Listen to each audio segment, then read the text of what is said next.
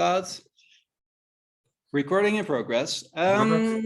Hello, Awakeners. Louie here today with my first Louie's Live on Friday. Today I invited a very dear friend of mine, Max. Max is a shaman, and yeah, we would like to have a talk together, and we will see where it goes. Talk about shamanism, talk about his life, and maybe also at the end do a small drumming ceremony. So yeah, welcome, Max, to Louie's Live. Great to be here. Great to be here. Wonderful. Thank you that you are here and that you have time to come to Louie's Live. Yeah, maybe I would like to ask you, like, maybe you can introduce yourself a little bit, maybe tell a little bit of your life and how you became a full-time shaman, because I think I can say that right now that you are. It's also your work. Yeah, can you share something about that? Can I tell you something about that? About my life? Yeah, and shamanism together. Well, shamanism came to me actually at birth already, and I had my first white wolf that came to me when I was 2 years old, when I was in the hospital, actually, with child disease, pneumonia at that time. Then my white wolf spirit came to me, and the white wolf, they came to me as a spirit, and I saw him as a spirit animal. First the white wolf, then the ravens, and then the cobra and the bear came to me. Okay. And that are my four main totem animals. And then sometimes I see when I cross the road or something, there are different animals coming on my road or my path. For instance, yesterday I had a goose that was flying really low in front of my car. So this is fine. So I immediately look up what it means, because it will tell me at that point, it will tell me something special. Or a week ago, I had a duck running over. It's very interesting to see what a duck means. Yeah. So you think, like, from shamanism point of view, all the animals you see come across on your path bring you a message. True. It has to tell me something on my path. For instance, when I see a heron sitting somewhere, it means that I have to slow down. That I go too fast. On my path, I go too fast. And then I also check, like, nowadays I check also the numbers. I get a lot of 555, 333, which means you're on the good path. Spirit tells me you're on the good path at the moment. But there are things that have to change. 555 means something has to change in your life, or something will change. Like this morning, I was up at 555 exactly at the time. Then I look it up, something changes in your path. And can be something good or something bad, but something has to change. So I know that already. 333 is a confirmation that everything is all right in your life at that moment. And I ask my spirit guides, my white wolf, to help me, assist me whenever I have to do certain things, or spiritually also, if I have to help people. Sometimes I ask my white wolf to help me with that, or my cobra or my raven. Mostly when I drive, I have a raven or a heron, or no, not a heron, a raven, or one of the family of the raven that flies over the car or follows the car. Interesting. So that's quite interesting. So that gives me a sign that everything is all right at the moment. So you say you have 4 different types of totem animals, which already were, like what you said, from very young age with you. And you also consciously really work with those energies, right? Yes, I work with those energies, and I work also with the weather. So in which way? Because you also work as a psychic, that's your job. You use them then also, like, they guide you through things. And if like people come to you and ask questions, you also work with your totem animals in that way? Sometimes I use my totem animals, and I put them as protection in front of me. When I talk to a client or something, I put them in front of me, and then talk to the client and ask them to protect me before I talk to my client. Because sometimes the energies are so strong that I ask them that they protect me, so that I'm protected. But when I get a client on psychic level, because I'm on phone lines as well as on working for different companies, but I have also people coming to my practice room every so often. And then I basically just ask I ask my spirits or my higher self knows immediately the answer. And sometimes it's interesting because when I talk to someone, I tell them something like this and this and this will happen. And then I look in the cards and I lay the cards and exactly I see the same thing in the cards. So it gives me the confirmation in the cards what I just told my client.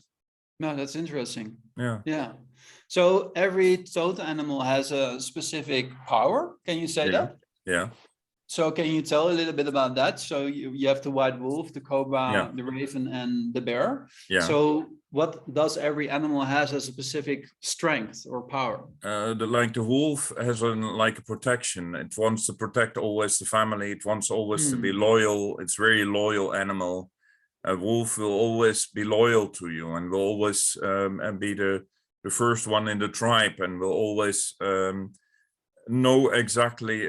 It's very much about protection of yourself, but also protection about something that you want to do. Like if I use with a client that comes to me, for instance, with dark magic or whatever, I ask my white wolf to go in the astral plane and attack a demon, for instance, or bad spirits, attack the bad spirits for me, take them away.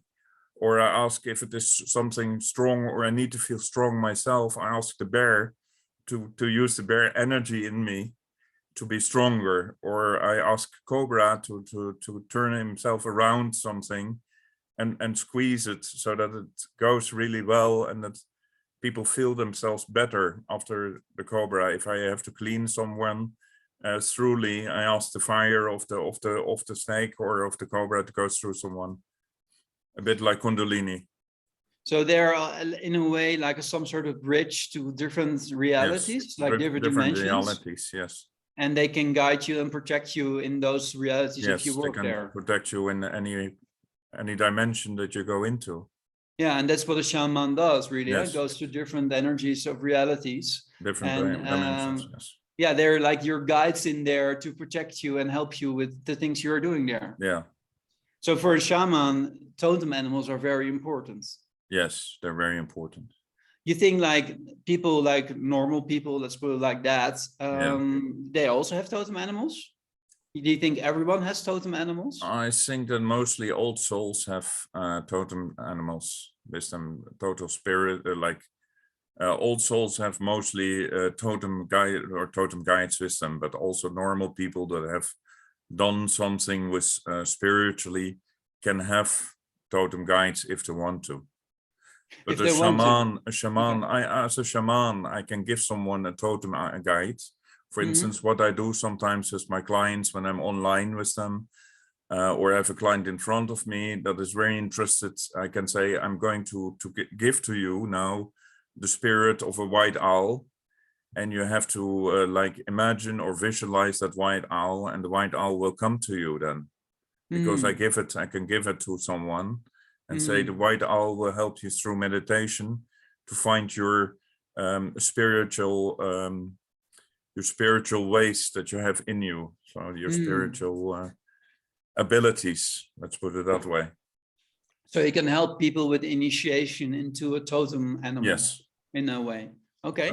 Can people also do it themselves? It's like one of the awakeners thinks now, wow, I like this so much and I want to work also with my totem animals. Yes, you have a suggestion for them how to find them or I would do a meditation. Like I would mostly go a meditation that you visualize, for instance, that you're on a small wooden boat, and that you go down the river.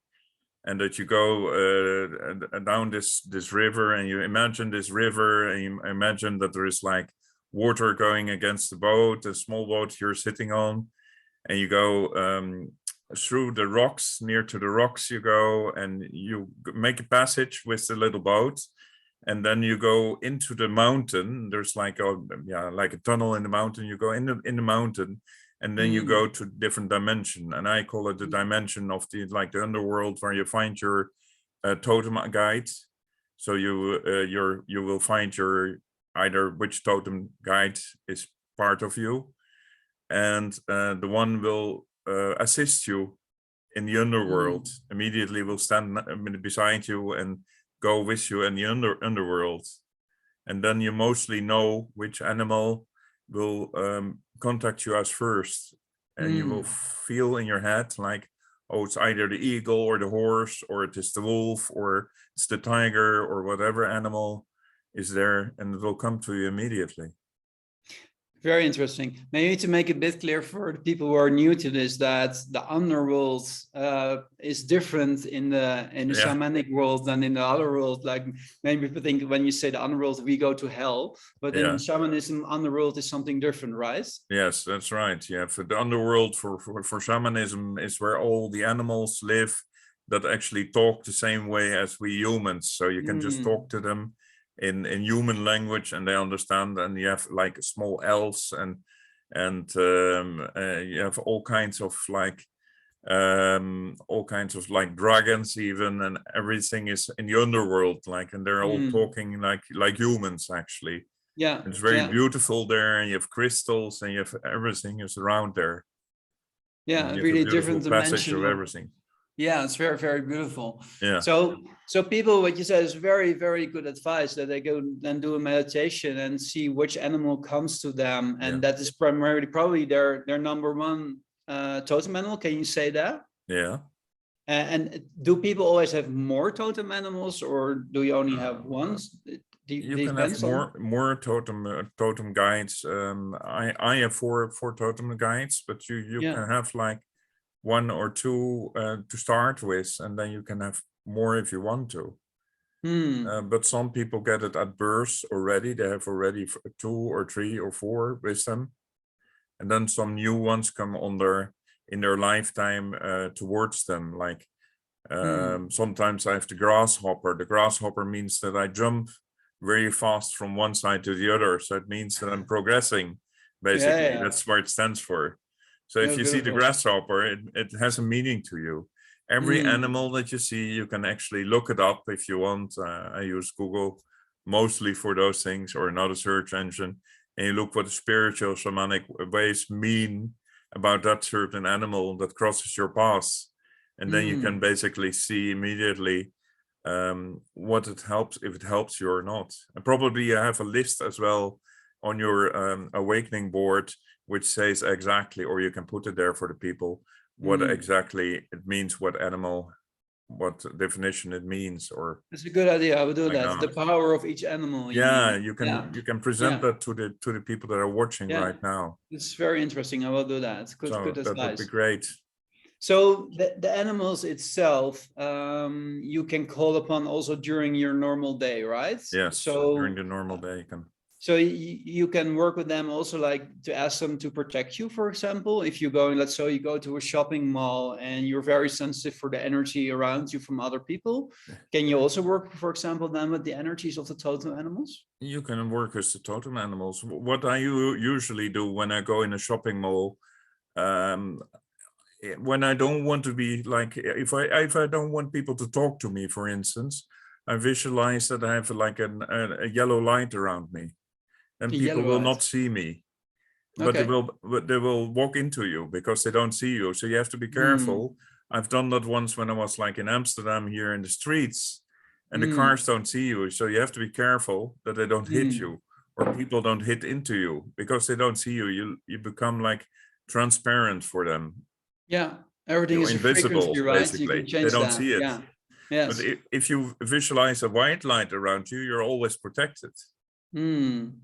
But you can also ask your totem animals, like your wolf or your bear, to protect you as well. So, and you say to stand a meter or half a meter in front of you, or you have to, well, I use the metric system. You have to use maybe the inches and in feet. You have to calculate how much feet it is. Because you're using the American system maybe as well, but the meters. I think around 3 feet is a meter around. Something like that. Yeah, something like that. So you have always your animals in a way in a different dimension around you. Then. You have always the animals around you, and you can always ask them for guidance, or you can ask them like, look. What I also try and do sometimes is like I have my raven. So I can look with my ravens through my raven eyes. So I shapeshift basically shapeshift from myself into my raven, and I can see with raven eyes from a long distance, from far distance. I can see something, and I can see an object, or I can see something more precise. I think that's more for the advanced people, right? Yeah, that's more for the advanced people. beginners. So You can we're try not it. yet there. Yeah, the very professional maybe part later of on that people will say, "Wow, I want to do this or that." And yeah. But for the beginners, to the people who start working with their totem animals, they can do like a meditation. Yeah, see they can what do a pops up for meditation them. with their animals, and they can Start working with basically them. start working with them, do meditation. Probably you will also have meditations on your awakening board about that, or coming. We probably will have them on the board. Maybe we can also record them together if you like. Maybe we can do that together. It would be great. Yeah, it's amazing. I think it's an addition to your existence to start working with your totem animals. You really open yourself to the multidimensionality of existence. Yeah. And what you say, in the underworld, it's like a different frequency, different dimension, but it is there, and we can really work with those energies, and they are amazing. They're just waiting for us to work with them. And but you explained that the animals are very strong and can really help us also. Yeah, so that's great. It's wonderful that animals can do that, and can they also help you with healing, for example, like your own healing? With your own healing, they can also help you with your own healing if you put the right intention near to it. It's like with crystals, you have to put the right intentions near to it. If you ask, for instance, you can ask your white wolf to give you more faith into things, or help you with different things to get clearer or speak clearer or whatever, and they can help you also. Or when you're feeling down a bit, you ask your totem animals to give you strength, extra strength, and so on. So that will be beautiful. Yeah. Yes, wonderful. And you can also mix the energies of more totem animals at the same time, or is it like you say, I really prefer working with one at a time? It depends what you want to do. If you want to, for instance, if I work with people that gets,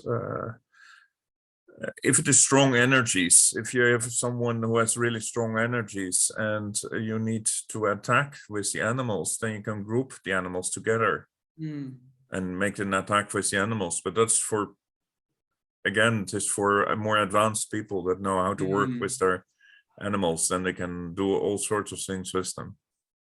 Yeah, you mean with attack is that if you are attacked, that you defend yourself, right? That you defend yourself. Yeah, because sometimes in the shamanic, in the other worlds, there are spirits which can attack, and then you use your totem animal as like some sort of wall to protect you against dark energies, right? For example, I had a year ago or a couple of years ago, I had some guy that thought that he was smart and he was doing dark energies or black magic or whatever, and was sending me black magic. And I just tell my raven, okay, we will send him 1,000 ravens, for instance, and he was still attacking me. So he gets 500,000 ravens until he stops, because I can just ask 1 million ravens until he stops, and then he will stop, because he will feel that power coming to him suddenly, and then he will stop because he will know that I'm stronger than him in what he's doing. I think it's very interesting because we live now in a time where more indigo children are born, and indigo children are more open to multidimensional realities. And I know quite some of them who have some problems from different dimensions, like entities attacking them, and they don't understand that because they have not that knowledge very present at the moment. So for those people, and also watching this, working with your totem animals can be incredibly important for self-empowerment and for protecting you against those energies, right? That's right. But mostly the indigo children come from the years 60 to 69 to 74, let's say. And then from 80 to 85, you have the crystal children. And from 90 onwards, you have the rainbow children, which are the third dimension, the third generation, and that are here actually to help the indigos and the crystal children, and that are more connected even to the woods and to nature, and that have to have water around them. Because if they're too much in the city, you won't feel happy and you will feel frustrated. So I also say to everyone that is listening now, go back to nature a lot and be with nature, hold a tree, hug a tree, because you need to earth yourself. You need to walk on bare feet on the earth and on the ground, so that you will stabilize yourself more, that you will be more earthed, you know, like more stable. Grounded, yeah. Grounded, Yeah. Sorry, grounded. Yeah, it's important. Yeah. Yeah, it's very important. Yeah. I think also with the electromagnetic smog and things like that, it really brings you out of the balance of your own energy system. And what you said, if you go into nature, you're ground again with the real natural energies. And especially for those children, what you said, the generations, it's very important that they connect again, right? That's very important, that they connect again, and that they swim a lot in the water, either sea water or from a lake in the water. Just go in the lake and go in the water and cleanse yourself with the water, because the water is very important. It cleanses, and if you put the right intentions beside it, everything will work for you, you know. And it's really beautiful to see how everything goes and how it floats and how everything goes the way it should go, you know. You work often yourself, right? Sorry? You make often yourself also walks in the forest, right? Yeah, I walk often, as often as I can. I go to the forest, and I've near to my practice room, I've also a nice forest. And whenever I go there, even sometimes after I have a client, if the client has like dark energies or strong energies, I go to touch a tree, and I put the intention towards the tree, and I say, I'm going to put all the negative energies that are in my hands, I visualize, into the tree, because the tree is grounded, and we'll put it back into the earth. And I visualize then that there is, from the source above me, there's like golden energies coming down through my crown chakra, through my head, and I make a small meditation where I breathe in and breathe out, so that all these beautiful new energies, and I see golden light, but you can also use white light, goes through your crown chakra, through your third eye, then through your throat chakra, and then through your heart chakra it goes out, and you push it back out, and then you go back in and you push it down all the way, so all your chakras down to the ground, so that you feel renewed. You have a new energy around you, and so that you're more stable again. I think that's very good advice also, that people can hug a tree, and that sometimes people say that, and that you can really help. The trees are also helping us, right? And you can give it to the tree and to the earth. Yes. I heard a story that someone said, but then I give it to the earth, and then the earth has the problem with that. Well, that's one of the things earth also does, that Gaia does. She can transmute that, right? Into she can transmute it. And she's you there have also for instance, an object in your home that someone gave to you, and there's like bad energies on it. You can either cleanse it. You can cleanse it with apple cider. You can cleanse it well with that it is all clean. But you can also put it in yours to clean it. For instance, the object. You mean you bury it under the ground? You bury it under the ground, or you put it in salt water, like in a bucket of salt water. Then it doesn't cause any damage, you know. And so then the earth takes the negative energy and transmutes it, and then you can use it again for your own practice in a way. You can use it again for your own practice later on if you want to, but then it's clean of the old energies, because the old energies, sometimes the old energies can cause problems. If you get something like a vase or something from someone, it might have bad energies, and then you might not sleep well or whatever, and it's always good to cleanse it. So there are different ways to cleanse the material you have. So you can put it in the moonlight, you said, in salt water, apple cider, or you bury it. Or you bury it, or you use you can use that, or you can also this is a back blossom, right? A back remedy. You said the back blossom, but the back blossom is more for crystal, right? For crystals, to clean crystals in water. But you can also use white sage. I use a lot of white sage to cleanse with as well.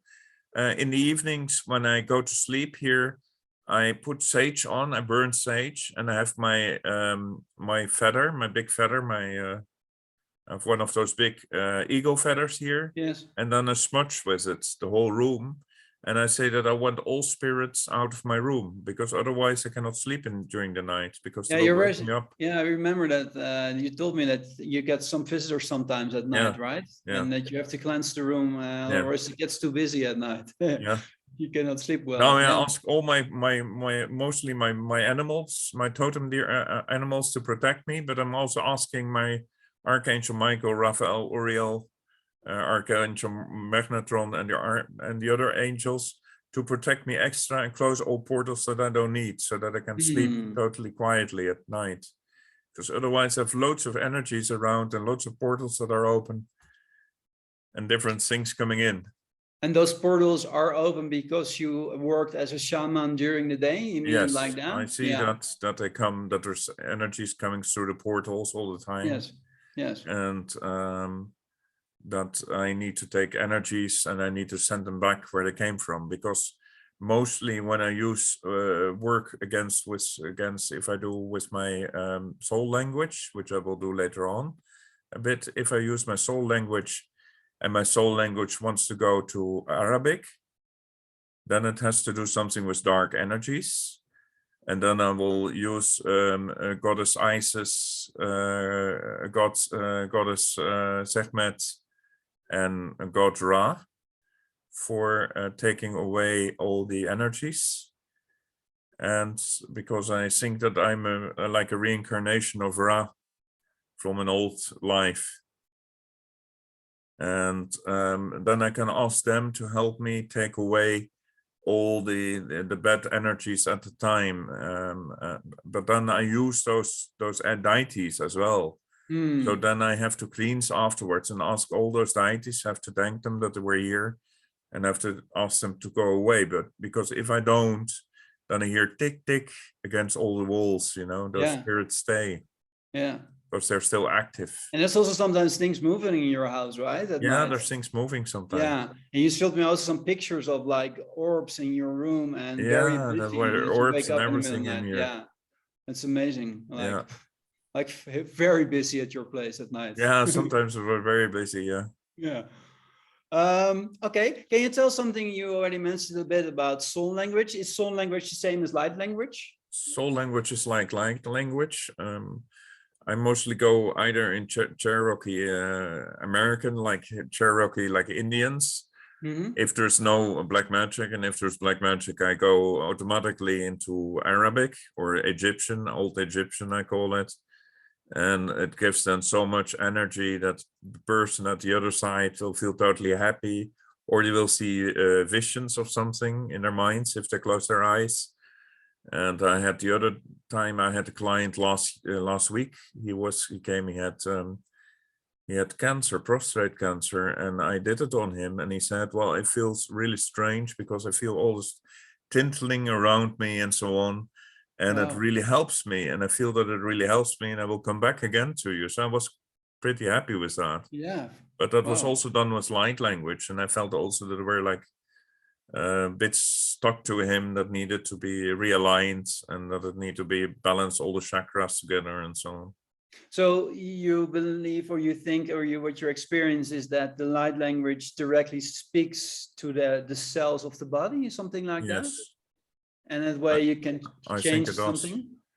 Because if I put the intention that I have to clean something, or if I have put the intention to take away certain things, or for instance, what I call, if someone has like black magic, there's either I see points or hooks, black hooks on someone, or I see like black frogs. They're like animals that go with their feet or their legs into person's aura, and that are stuck to someone's aura.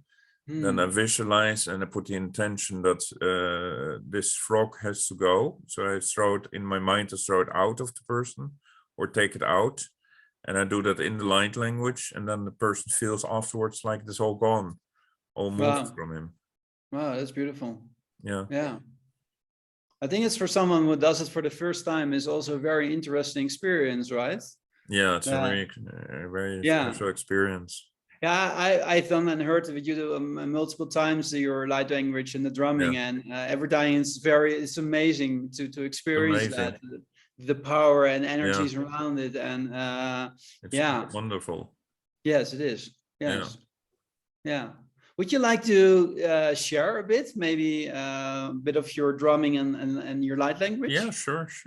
And maybe just in general, maybe do a healing for the awakeners listening to this. Yeah, we will do a nice healing. What comes up? We'll do it with the drum. Let's see. Take this drum. Drum was goat skin. It's the best to sing in. All right. Oh, you have multiple drums? Yeah, I have multiple drums. I have here another one, a couple of other ones, but this one is the best for singing for my soul language. So then you close your eyes, and then I go into a trance with this. Then I start. Let's see.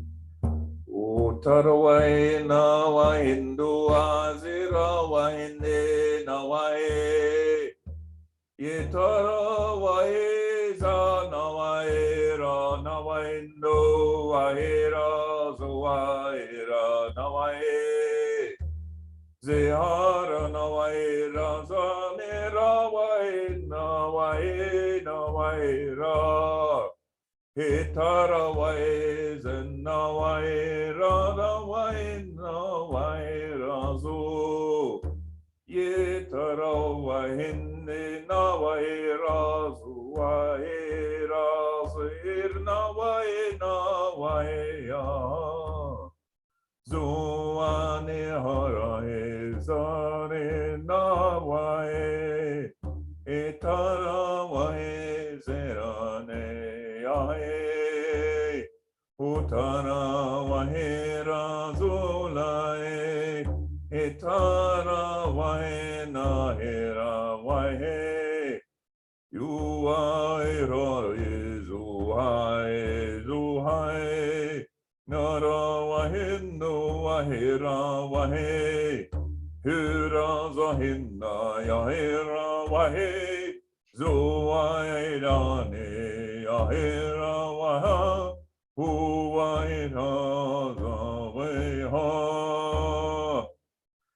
Zuanarawai Zune Guran Zair Nawai Rozulanira Guran Zair Nawai Zaira Uzenawahira Nawai Guran Zair Nawai Zua Yitarawahindi Nawai Raza Rawahindi Zamidra Zulu Isis Nawai Raza Nawahindu Yitarawahindi Zenwaira Utarawai Zenwaira Oh, Zenwaira Yitarawahindi Nawaira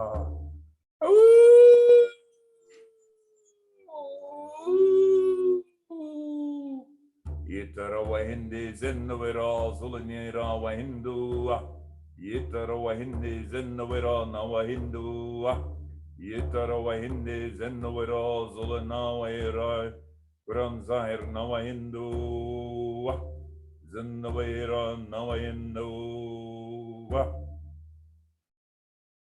Wow, thank you. That was amazing.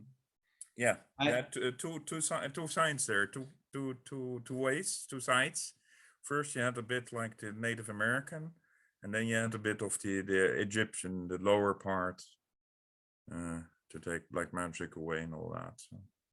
So that's like really intuitive that you do it, and you see just what pops up when you. Yeah, I see just what pops up, and there when I did it, I saw the snake with me, the cobra was with me. I saw it in my imagination.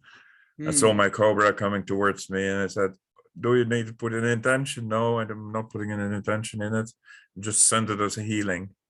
Whoever is listening to us will get the healing then. Yeah, amazing. I experienced many ceremonies with you, and every time it amazes me, like the power of it. I feel like my whole energy system that it's connecting. It's truly amazing. You really have power with that, or a gift with that. Yeah, a gift with that. Yeah. Yeah, absolutely. Yeah.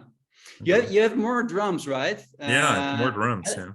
How's with your wolf drum? That was a beautiful one also. The wolf drum. I have a two here. You still play it? Yeah, I still play it. Okay, nice. It's great. It's wonderful.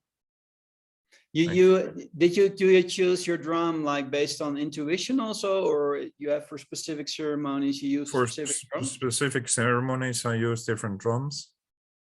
I can take the other one that's standing here, but I don't know if it is too if it is alive at the moment. Let's see.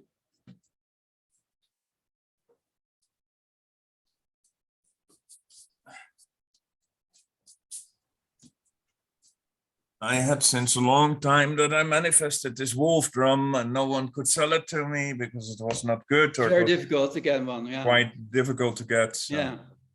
It's a beautiful one. Also. Oh, behind it on the way, now I do. Eva, Ura, now I go. Hutaway. Oh, Zanaway, Ranaway. Oh, Hutaway, Ranaway, do. Itara, Naway. Oh, Hundaway.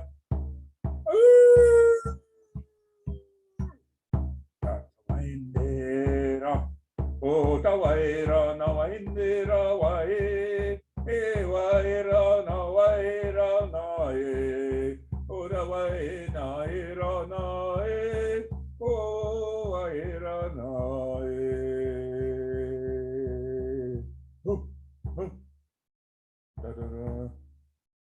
Wow. It's beautiful too. It's yeah. different. But it's always a special place here. Yeah. Yeah, you have a little temple for the people who are watching. He has a small temple with a lot of stones and drums there in the corner. Yeah, it's always beautiful here with all the stones and all the things. And I have my little mouse harp here.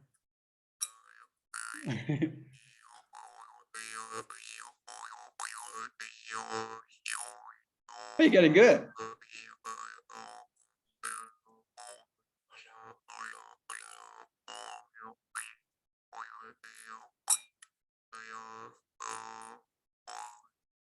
Sometimes I'm really good at it, but now I didn't practice for a long time. Yeah, that's nice. Nice. Oh. Thanks, Max. Yeah, you're really, welcome. Really nice. It's great to be here. So, Fun.